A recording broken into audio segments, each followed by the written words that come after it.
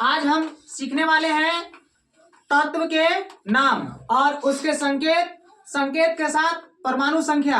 एकदम वोट पर नहीं हो गया है तब फिर का। आज 1 से लेकर 30 तक तत्वों के नाम, परमाणु संख्या और संकेत। इसमें कहीं से किसी भी प्रकार के कोई झंझट नहीं रहेगा। एकदम कंठस्थ नहीं, यहां पर नहीं होगा, एकदम यहां पर होगा ओठस। मेरा वादा है। देखो, इसको यहां ध्यान देना है। सबसे पहले पहला तत्व जो है वह है हाइड्रोजन। हाइड्रोजन, इसका संकेत होता है H। इसका संकेत होता है H और इसका परमाणु संख्या होता है 1। उसके बाद है हीलियम। हीलियम का संकेत होता है He। इसका परमाणु संख्या 2 होता है। लिथियम, इसका शुरुआत का 2 अक्षर, पहला L और दूसरा I। पहला अक्षर संकेत में कैपिटल लिखते हैं, दूसरा अक्षर स्मॉल लिखते हैं। दोस्तों आगे चलते हैं। लिथियम, लिथियम क्या हो गया आपका परमाणु संख्या 3। बेरिलियम, बेरिलियम के होता है शुरू का 2 अक्षर बी और ई। पहला लेटर कैपिटल तो दूसरा लेटर स्मॉल होता है। इसका परमाणु संख्या 4 होता है। उसके बाद है 5 नंबर में बोरॉन। इसका संकेत भी होता है और इसका परमाणु संख्या 5 होता है। कार्बन, इसका संकेत C होता है, परमाणु संख्या 6 होता है। नाइट्रोजन, नाइट्रोजन N, इसका परमाणु संख्या 7 होता है। Oxygen O 8, fluorine F 9, neon Ne होता है, इसका परमाणु संख्या 10 होता है। Sodium Na। अब कहिएगा कि सब में तो सर आप अगला अक्षर ले रहे थे, इसमें तो अगला अक्षर एसओ है, आप एस ना तो एस लिए और नहीं ओ लिए। तो दोस्तों 9th क्लास में जब हम केमिस्ट्री पढ़ाएंगे और आगे बढ़ेंगे तो हम पढ़ाएंगे आप लोग को कुछ ऐसे तत्व हैं जिनका लैटिन नाम है और लैटिन नाम से ही उनके लैटिन नेम का ही प्रथम या प्रथम के 2 अक्षर या जिस पे भार पड़ता है वहां से उसमें संकेत के रूप में उठाते हैं। जैसे सोडियम, पोटेशियम, ये सब का लैटिन नाम से संकेत लिया गया है। दोस्तों आगे चलते हैं। सोडियम के बाद है मैग्नीशियम। मैग्नीशियम का होता है Mg। एल्युमिनियम, एल्युमिनियम का होता है Al। सोडियम का परमाणु संख्या 11 होता है तो मैग्नीशियम का परमाणु संख्या 12 होता है। एल्युमिनियम 13 होता है। उसके बाद लिखा हुआ है सिलिकॉन। सिलिकॉन का होता है Si। उसके बाद है फास्फोरस। फास्फोरस का होता है P और सल्फर का होता है S। सिलिकॉन 14, फास्फोरस 15 तो सल्फर 16 होता है। 17 में आपको आता है क्लोरीन, इसको Cl होता है। Chlorine Cl। आर्गन Ar होता है। क्लोरीन का परमाणु संख्या 17, आर्गन का परमाणु संख्या 18 होता है।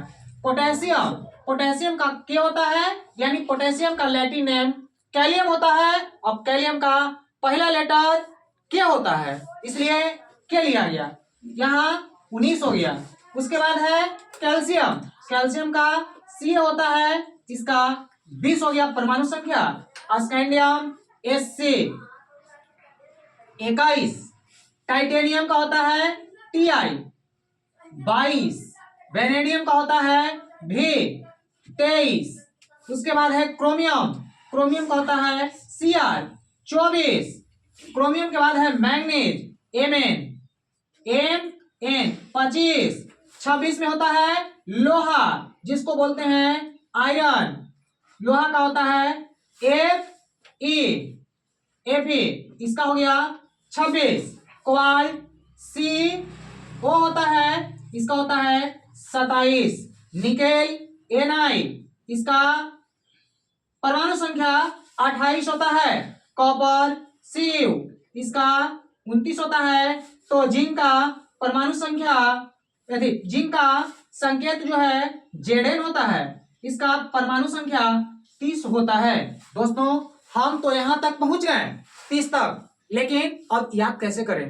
तो मेरे साथ बोलना होगा और बोलने के बाद यहां से प्रश्न कैसे बनता है उस प्रश्न पर चलेंगे। और देखिए वह प्रश्न किस प्रकार से बनते हैं, लोग कैसे पूछेंगे आपसे, आपसे पूछेंगे कैसे, आपको याद कैसे रखना है, यही सब बात को अब हम बोलते हैं और मेरे साथ बोलने का कोशिश करना है। बोलेगा, मेरे पास अभी बच्चा भी बैठे हुए हैं, वो सभी बच्चा बोलेंगे और जो कोई भी इस वीडियो को देख रहे हैं वो बच्चा भी बोलेंगे। चलो ध्यान दो दोस्तों, जैसे हम कहेंगे तत्व के नाम लेंगे। हाइड्रोजन, बोलो हाइड्रोजन का संकेत क्या होता है? H। इसका परमाणु संख्या कितना है? हम बोलेंगे हीलियम, तो क्या बोलेगा? He। परमाणु संख्या कितना होता है? 2। तो हमारे साथ में बोलते जाएगा, hydrogen, H। Helium, He। Lithium, beryllium, boron, carbon, nitrogen, oxygen, chlorine, neon, sodium, magnesium, aluminium, silicon, phosphorus, sulphur. फिर से बोलेगा, जोर लगा के बोलेगा, जितना कस के बोलेगा, वोकल को खोलो, पूरा विद्या का पिटारा खुल जाएगा। ध्यान देगा दोस्तों, फिर से बोलो, hydrogen, hydrogen, hydrogen, helium, helium, lithium, beryllium, boron, carbon, nitrogen, oxygen, chlorine, neon, sodium, magnesium, aluminium, silicon, phosphorus, sulphur. इस प्रकार से आपको कम से कम 10 बार बोलना है। उसके बाद फिर अगला नजरिया बता रहे हैं याद करने का। Hydrogen H1, lithium helium He2, lithium Li3, beryllium B4, boron B5, carbon C6, nitrogen N7, oxygen O8, chlorine F9। इस प्रकार से आपको 10 से 20 बार बोलिएगा दोस्तों, आपको याद हो जाएगा।